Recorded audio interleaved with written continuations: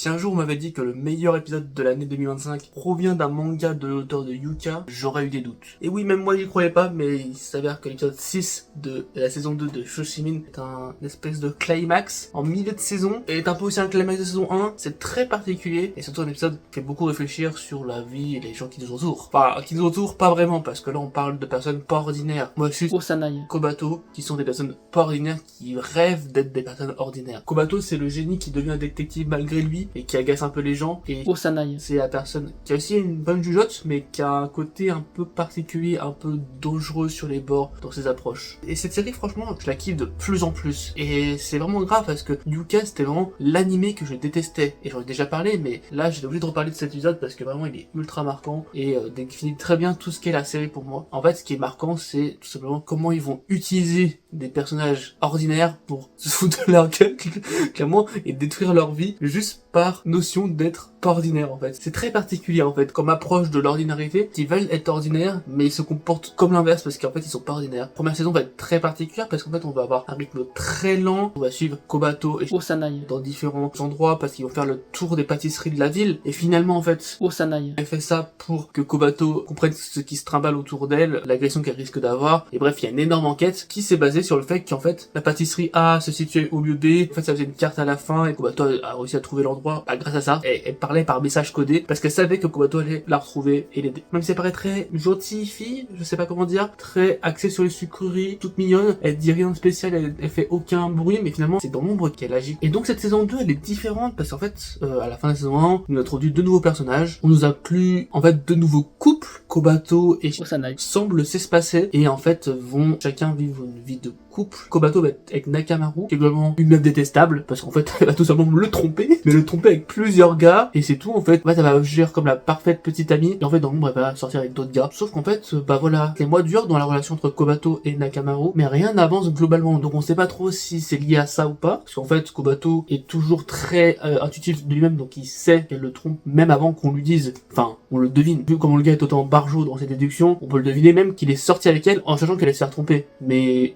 lui en fait il réagit pas. Et donc la première séparation on va dire qui va avoir lieu, c'est tout simplement Kobato avec Nakamaru, où Nakamaru va se dire au bout de un an je crois de relation, je te trompe gars, réagis. Et lui il va faire son petit sourire malicieux en mode ok voilà.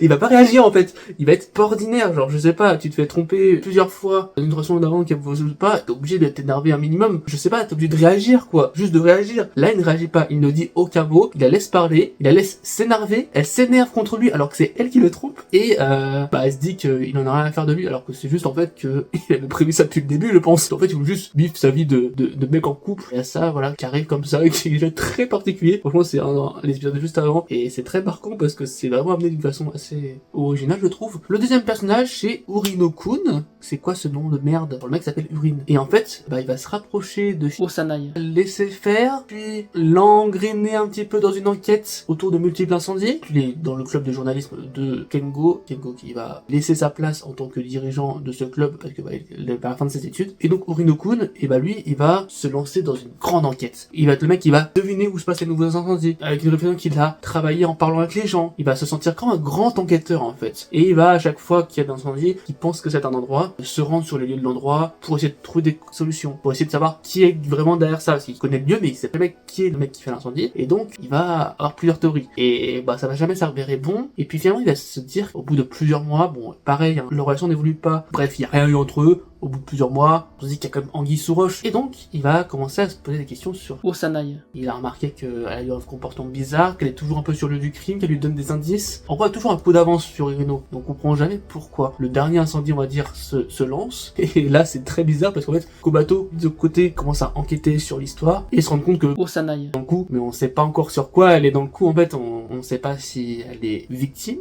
on sait pas si elle est complice, on sait pas si elle fait ça pour s'amuser. Peut-être c'est jamais un incendie criminel, hein, donc c'est jamais quelque chose de grave. Et finalement, ce qui va se passer, c'est qu'en fait, Kobato va se rendre sur le lieu de l'enquête parce qu'il sait où ça va arriver, grâce au journal d'Urino notamment, et il va croiser. Osanaï, Il y a un endroit où il y a de l'huile et il y a un incendie. Il est en train d'essayer de casser la porte pour retirer l'huile parce que sinon ça va exploser. Et finalement, en fait, il y a Osanaï, bébé avec un marteau. Enfin, avec un maillet plutôt. Très important, c'est un maillet. Et en fait, ils vont rire ensemble comme si ils savaient ce qui se passait. C'est trop bizarre. Genre, ils se sont pas parlé depuis, on sait pas, plusieurs mois, voire un un an, enfin en tout cas dans l'animé, et non, peut-être qu'ils se parlent par SMS ou je sais pas, on sait pas encore ce qui se passe vraiment. Et finalement ils rigolent ensemble, genre très détachés de ce qui se passe. Ce qui va se passer, c'est qu'après Urino va les voir, Urino qui a un peu des soupçons sur Kobato quand même, parce que bah bizarre, le mec c'est censé être son ex, alors que pas du tout son ex de base, enfin on sait pas en tout cas. Et finalement ils rigolent entre eux, tu vois, la nuit, à côté de l'incendie, alors qu'il y a déjà des soupçons sur Osanaï. il l'a suivi jusqu'alors, pour savoir où elle allait sur le lieu du crime, le lieu de l'incendie. Et bref, Urino va prendre Osanaï. dans un coin pour lui parler, lui dévoiler toute sa théorie, et Osanaï. de façon très bizarre, elle va être un peu excitée par la situation et dire vas-y Urino, raconte-moi tout, explique-moi tout ce que tu sais, et tout ce que t'as déduit en me parlant. Je sais pas comment dire honnêtement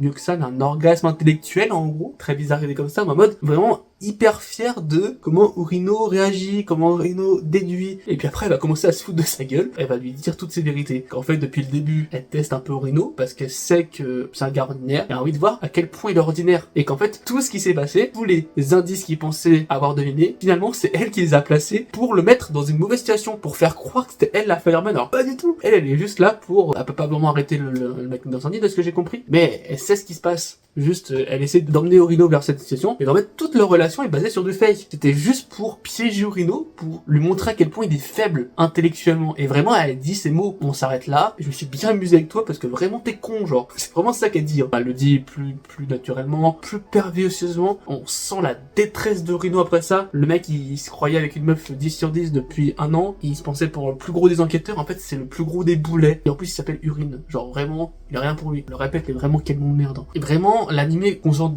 tous ses efforts pour montrer la détresse émotionnelle de Urino-kun après ses révélations. On sent qu'il est détruit par la vie, genre. Et ça me fait un peu penser à Denji dans Chainsaw Man quand il a ses différentes histoires. Sauf que là, c'est l'impression que c'est amplifié sur une situation. Parce qu'en fait, ça fait un an que ça dure, quoi. Et que voilà, il s'est fait berner par quelqu'un de pas ordinaire. Alors que c'est juste un mec gars ordinaire. C'est pas le plus grand des écrivains, c'est pas le plus grand des enquêteurs, c'est pas le plus grand des petits amis. Et bah, t'es nul, quoi. Genre, c'est vraiment ça, t'es nul. Bref, elle lui fait cette grande démonstration qui a été juste fait là pour elle, pour s'amuser de son côté, et je pense que en fait ils ont un peu joué entre les deux. Osanaï. Et Kobato c'était en mode viens on se met en couple, chacun de notre côté, on voit comment on détruit plus l'autre. Alors Kobato c'était juste en faisant le smiley face sans vraiment faire de spécial. Osanaï. Dans un côté un peu plus analytique, qui est un peu étrange du coup parce que ça peut être même l'inverse, mais finalement ça marche mieux je trouve dans ce sens là. Pour montrer aussi son intelligence, parce que bah voilà, on sait que Kobato est très intelligent, Osanaï. c'est un petit peu aussi, mais là on le devine encore plus, elle a tout maîtrisé de A à Z pour détruire Urino, qui n'a rien demandé à la base, enfin si, il lui a demandé parce que voilà, il est intéressé par elle, mais c'est elle qui a vraiment tenu cette relation exprès pour ça, genre c'est vraiment, les femmes sont vicieuses, mais les hommes aussi, parce que Kobato, franchement, t'as envie de le frapper, genre je sais pas. Et donc à la fin, on se retrouve avec Osanaï. Kobato. En fait Kobato a tout entendu, et il dit c'est bon je peux sortir, ça y est tu t'es bien amusé, et voilà, l'épisode se finit à peu près sur ça. Je vous ai pas tout le côté visuel de cette saison 2 qui est encore plus léché que la saison 1, franchement c'est une grande force de la série. Mais bref, quand on finit l'épisode 6 de saison 2, vraiment un épisode très marquant parce qu'on peut le relier à la trahison dans la vie, mais là c'est la trahison profonde parce que vraiment c'est depuis le début genre qu'elle le manipule. Elle le manipule juste pour s'amuser. Elle avait aucun espoir pour lui. Genre en fait là elle dit je suis pas déçue parce que j'attendais rien. C'est grave de dire ça, genre elle a fait ça pour s'amuser et ça les rend un peu détestables les deux. Mais ils ont toujours été plus ou moins détestables. On rappelle qu'à base Kobato était considéré comme très détestable avec ses déductions sur la vie des gens qui faisaient même pas près, et puis après il avait un air très hautain et on avait perdu ce côté hautain des deux en fait pendant tout l'animé quand ils étaient considérés comme ordinaires, et là on le retrouve avec cette saison 2, on retrouve leur égaux, et je trouve qu'ils sont plus égocentriques d'ailleurs que les gars du Blue Lock. Et ça me fait rire. Genre je me suis dit putain, ils sont plus égocentriques que les gars de Blue Lock. Dire à quel point ils sont particuliers ces deux personnages. Ils sont pas ordinaires. Et voilà tout ce qui résume la série. Je sais pas vers quoi va la série, je pense qu'il y aura peut-être plusieurs actes comme ça, mais j'espère que voilà, que c'était un bon acte pour montrer ça. Je sais pas comment ils vont réussir à rebondir après, parce que je pense qu'il y a plein de choses à développer. Mais voilà, comment se termine cet épisode vraiment marquant je trouve. Et encore une fois, je le répète, mais quelle surprise de voir l'auteur de Yuka, l'anime que je déteste le plus au monde, sur une œuvre aussi qualitative que celle-ci. La seule chose qui change vraiment en profondeur, c'est le personnage de Osanaï. Totalement plus intéressant que celui de Eru Shitanda. Mais là, en tout cas, je trouve qu'on atteint le pic de ce que j'ai vu de l'auteur de Shoshimin et de Yuka. Bref, j'ai envie d'avoir votre avis sur cet épisode, savoir ce qu'on a passé si vous l'avez vu. Aussi me dire dans les commentaires votre épisode de l'année, parce que moi, pour l'instant, c'est mon épisode de l'année. Il y a d'autres épisodes d'année où j'ai eu des petits coups de cœur comme ça dans l'année, une fois toutes les 2 saisons. Je me dis, tiens, cet épisode, c'est l'épisode de l'année. Et là, c'est celui-là. L'autre année, c'était Miguel Dali. Un autre, c'était Trigun Stampede. Alors, je sais plus c'était quelle année qui faisait quoi, mais en tout cas, il y avait des épisodes comme ça où j'ai trouvé vraiment marquant et qui représentait bien l'année en tant que telle. C'est pas l'épisode le plus incroyable visuellement. Il est très joli, il est très soigné, il est très léché, mais il a rien d'incroyable, c'est pas un truc avec énormément de Sakuga. C'est juste qu'en fait, il nous fait réfléchir sur des choses de la vraie vie qui ne se sont pas passées évidemment, parce que voilà, je pense pas avoir des personnes comme ça dans ma vie, j'espère en tout cas, et j'espère que vous aussi vous aurez jamais une Osanaï. parce que vraiment ça va être compliqué, à part si t'es quelqu'un de pas ordinaire. En tout cas, ça a fait poser des questions même sur comment tu te sentirais à la place de Rinoku après ça. Moi je pense que je serais détruit. Et je parle pas de Nakamaru parce que elle pour le coup on s'en fout. En vrai de vrai, c'est un petit climax, mais comparé au climax de Rinoku qui est beaucoup plus développé que Nakamaru, je trouve que ça n'a rien à voir. Donc voilà, on va se laisser sur ça. N'hésitez pas à me dire aussi qu'est-ce que vous regardez cette saison, parce que voilà, il y a quelques petits trucs cool cette saison, dont Shoshimin qui est vraiment un des animés les plus marquants de la saison. Mais voilà, je vous souhaite une bonne journée, une bonne soirée. C'était Paul. Salut!